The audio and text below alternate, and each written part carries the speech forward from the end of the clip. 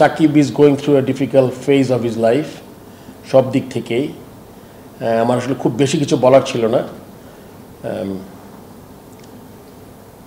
তাকে বোঝানোর চেষ্টা করি নাই। সে যে কারণটা দেখিয়েছে যে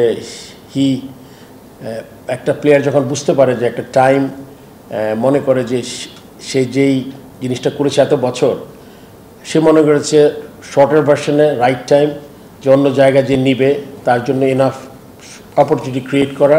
সো দ্য 2026 মানে আমাদের T20 ওয়ার্ল্ড কাপ আছে, ওইটার জন্য যদি কে রেডি হতে পারে ওর জায়গায়, যে এক্সপ্লেনেশন সে দিয়েছে এক্স্যাক্টলি সেম কথাই বলেছে। টেস্টের ব্যাপারে সে খেলতে চেয়েছিল, যেটা ঢাকা থেকে সে করতে চায়, এটা তো আমি সম্মান জানিয়েছি। তখন এটাও কথা হয়েছে যে তাকে মানে ওই লেভেল থেকে তার কেসের ব্যাপারে কী হবে না হবে এটা আমি বলেছি যে এটা আমাদের তেমন কিছু করার নেই, মানে অ্যাজ এ বোর্ড। বাট পুরোপুরি ওই জিনিসটা আছে যে ও যদি এখান থেকে লাস্ট টেস্টটা খেলতে পারে, ওর মতে আমিও বিশ্বাস করি যে নাথিং লাইক ইট। সেটা যদি হয় খুব ভালো হবে, আর বাকিটা ওর ডিসাইড করতে হবে। কেননা ক্লিয়ারেন্সটা কে দিবে, এটা আমাদের বোর্ড থেকে কিন্তু আমরা ক্লিয়ারেন্স দিতে পারবো না এই ব্যাপারটা। এটা অবশ্যই আপনার একদম উচ্চ পর্যায় থেকে আসতে হবে। আমরা যারা বসে আছি হয়তো সেম লাইনে নাই আমরা, তাই না? তো এই ব্যাপারে আমি অনেক মনে করি না, আমি মনে করি আমরা তো ভালোই আছি। এখন ওইটার প্রবাবলি ব্যক্তিগত ব্যাপারও বলবো না। আপনি জানেন this a politician, we all know তার বিরুদ্ধে একটা কেস হয়েছে, পলিটিশিয়ান। সো সবগুলো ব্যাপার মিলিয়ে সে হয়তো মনে করেন নিরাপদ না। আপনি জানেন যে তার অনেক ধরনের কারণে সে অবসরে যেতে চায় আর কি। মনে করেন কাউকে অনেক ইনজুরিতে হয়তো ভোগাচ্ছে for longer period of time, সে হয়তো মানসিকভাবে একটু ডিস্টার্ব, যে কোনো কারণেই হোক, তার ব্যক্তিগত কারণ, তারপরে স্লাইট ইনজুরি আছে।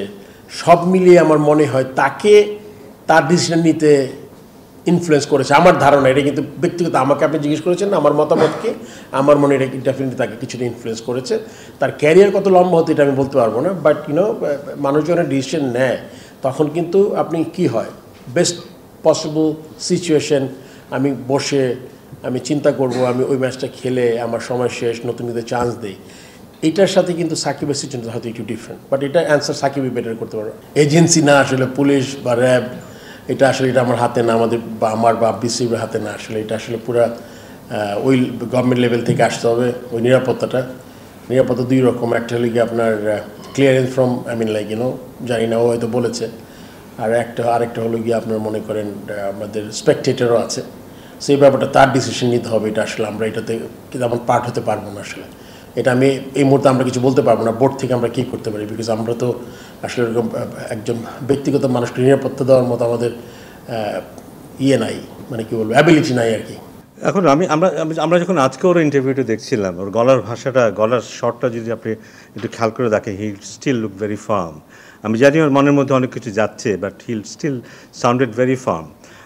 ওর কন্ট্রিবিউশন বাংলাদেশ ক্রিকেটে কী এটা আমরা সবাই জানি, কিন্তু অনেকে হয়তো সামনে স্বীকার করি না, অনেকে হয়তো অনেকভাবে এই জিনিসটা ব্যাখ্যা করি, কিন্তু ডিপ ইনসাইড বোধে আমরা সবাই জানি সাকিব আল হাসানের কী কন্ট্রিবিউশন আছে বাংলাদেশের ক্রিকেটে। একটা সময় হয়তো আমরা ভাবতামই যে না থাকলে কী হবে, বাট এটা অ্যাকচুয়ালি হয় না। একটা সময় আসবেই যখন একজন চলে যাবে, তার জায়গায় the game will still go on. তো আমাদের ক্ষেত্রে সেটাই হবে।